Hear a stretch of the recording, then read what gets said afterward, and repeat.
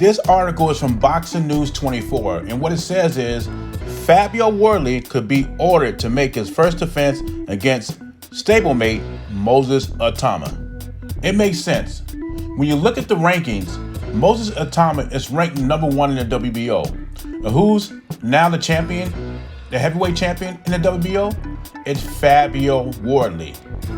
And this could be the long game when it comes to Moses Itauma. You know, Moses Itauma's 13-0, 14-0 with 11 knockouts, and these guys want to rush and make him the heavyweight champion, right? He's a new heavyweight sensation that Turki Al-Sheikh is in love with. He wants Moses Itauma to be the next heavyweight champion.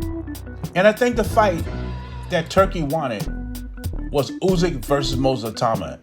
You know, a lot of boxing fans were against it. They didn't want to make the fight right now because they feel Itauma's not ready. We'll see what Itauma does against Jermaine Franklin, which will be a step up for him. It'll be a very good test because Jermaine Franklin has never been knocked out.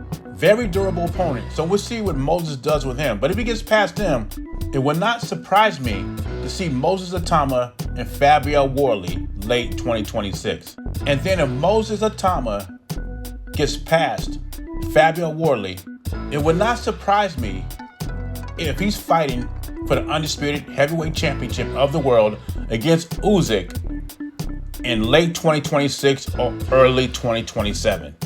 This is the long game we're talking about. Usyk will try to be 3-time undisputed champion, and Moses Itauma would try to become a young undisputed champion of the world.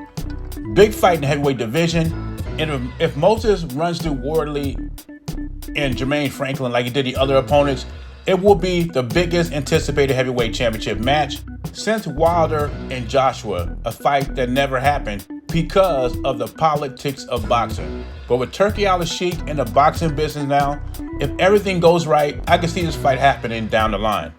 And maybe that's one of the reasons Usyk gave up the belt, because I don't think he's scared of Wardley, but it's not a big enough fight. But if Moses Itauma captures the WBO heavyweight title, that's a big fight. That's a huge fight, regardless if we think he's ready or not. Now, me as a boxing fan, I will leave Wardley against Usyk, but that's just me. You know, I'm just one person. Now, with that being said, we still have to see what Moses Itauma does on January 24th against Jermaine Franklin. I mean, if he struggles in that fight, or worst case scenario, Franklin pulls an upset, then all this talk is senseless. But if he gets through that, it will not surprise me.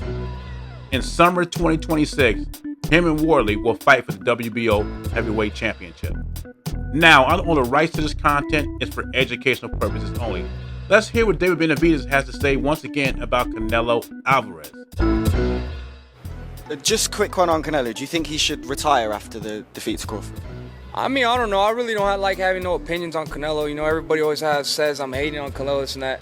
You know, the only reason I answer questions about Canelo is because, you know, you guys ask me about it. But if he doesn't retire, I feel like he should fight the fights that people want to see him fight. You know, I mean, nobody, to be honest with you, nobody wanted to see him fight Crawford. No disrespect to Crawford, but people wanted to see him fight Bivol again. People wanted to see him fight me. You know what I mean?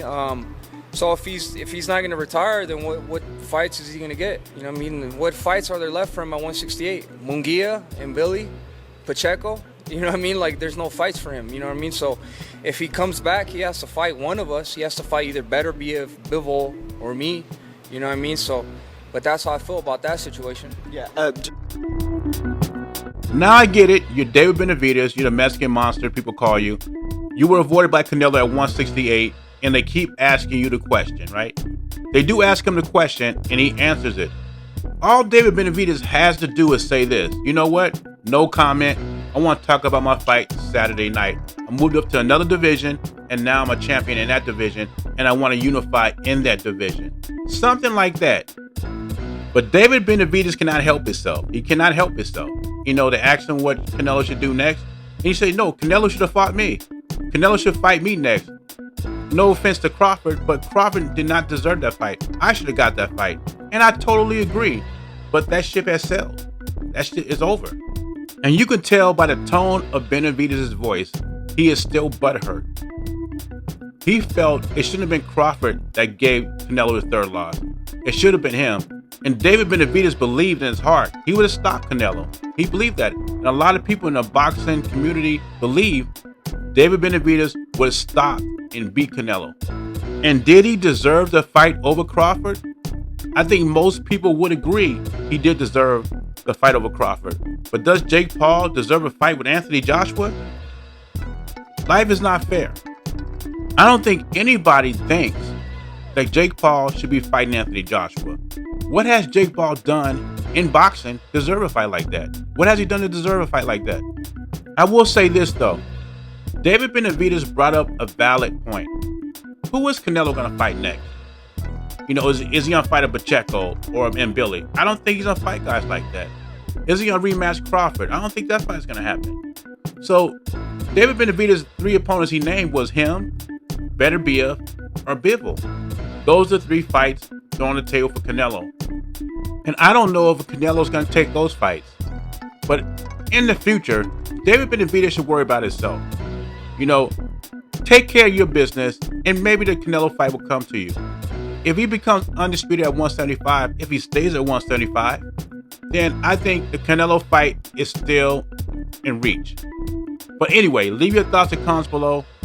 Be easy, I'm gone.